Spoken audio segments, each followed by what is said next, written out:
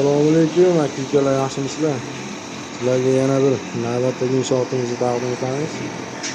Shokir binoyimiz 14,5 metrga 52 metr joyga qurilgan bu yangi inshootimizni sizlarga taqdim etamiz. Konditor bilan birga hozirda ishlar bo'lyapti. Bu tomoniga ham hozir inshoot tushadi. Ko'rishganingizmi? Oxirgi jarayonlar bo'lyapti. Mana kirasa sepilyapti. Bu binomizni o'tgan yil qilib berganmiz. Mana ko'rishinglar mumkin akalar.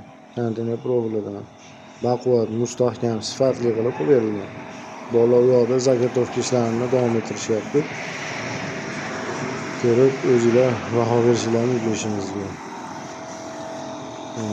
Ustullari tikalandi, saroblar, xolalar qo'yildi. Firmalarning kiraskalanyapti. Borasi ertaga ko'tarishlari xabarlari.